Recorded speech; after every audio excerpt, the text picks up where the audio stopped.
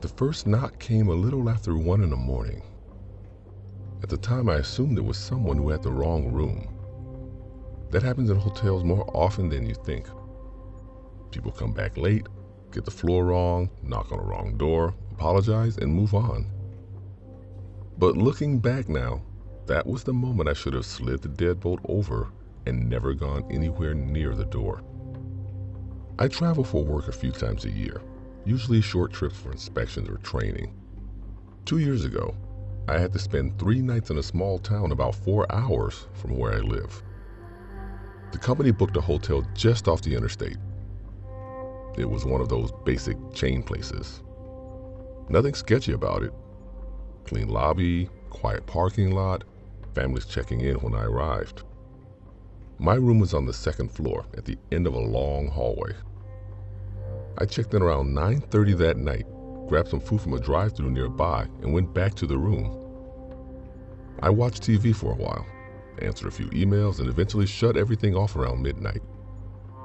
I remember the hallway being quiet when I went to bed.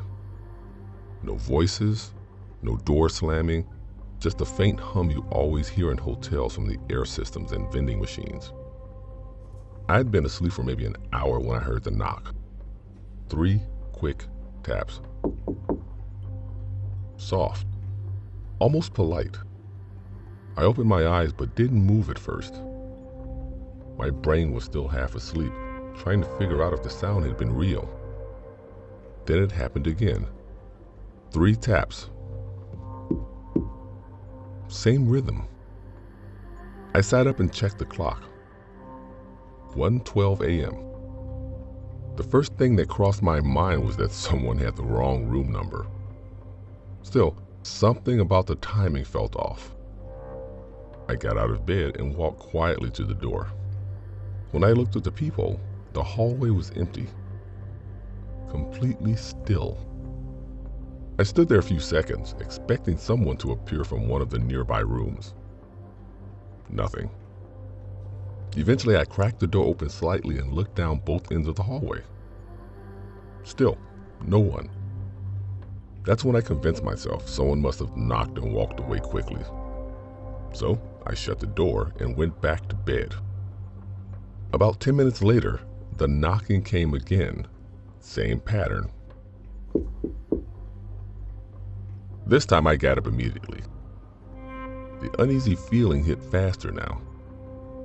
I checked the peephole again. Empty hallway.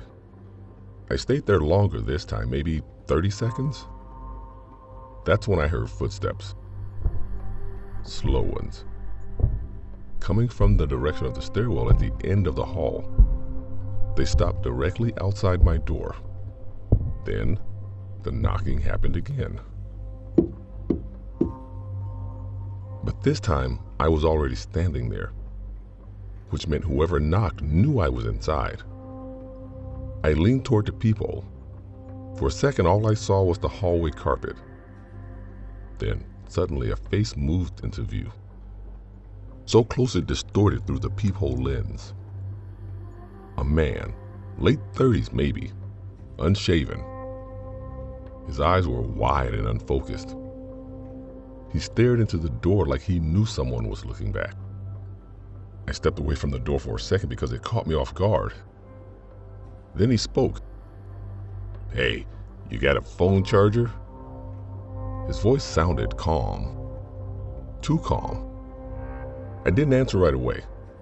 Something about the way he stood directly in front of the peephole made the whole situation feel wrong. He knocked again. "Hey man," he said, "my phone died." I stayed quiet. After a few seconds, he knocked again. "You in there?" I finally spoke through the door. "Sorry, I don't have one." There was a pause. Then he said something that made my stomach tighten. "I saw your light on earlier." I hadn't told him I was awake, which meant he had been watching my room, possibly for a while. The hallway stayed silent for a few seconds. Then he tried the door handle. Just once. The deadbolt held. That's when the situation stopped feeling awkward and started feeling dangerous. "Come on," he said quietly. "Just open the door for a second." I stepped back from the door. My phone was on a nightstand across the room, and I was already thinking about calling the front desk.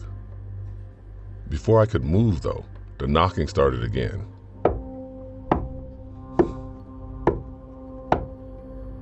It's more forceful, slower now. "Open the door." The tone had changed. I grabbed my phone and called the front desk immediately.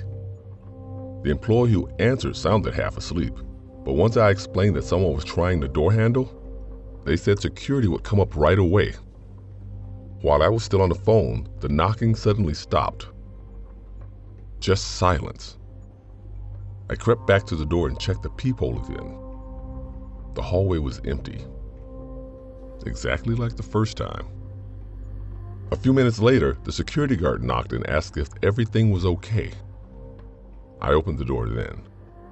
He checked the stairwell at both ends of the hallway but didn't find anyone. When I described the guy, the guard frowned slightly. He asked what direction he had gone. I told him I never saw. He nodded slowly and said they'd keep an eye out. That was the end of it, at least for the night.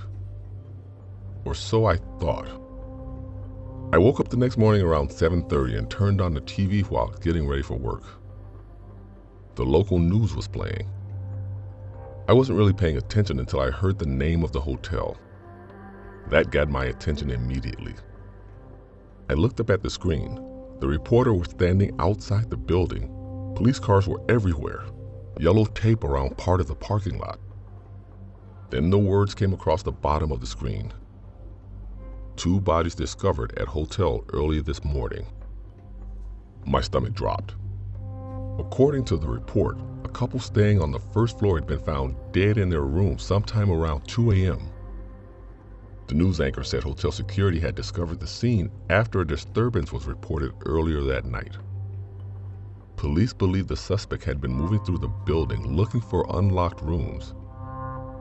Then they showed a photo.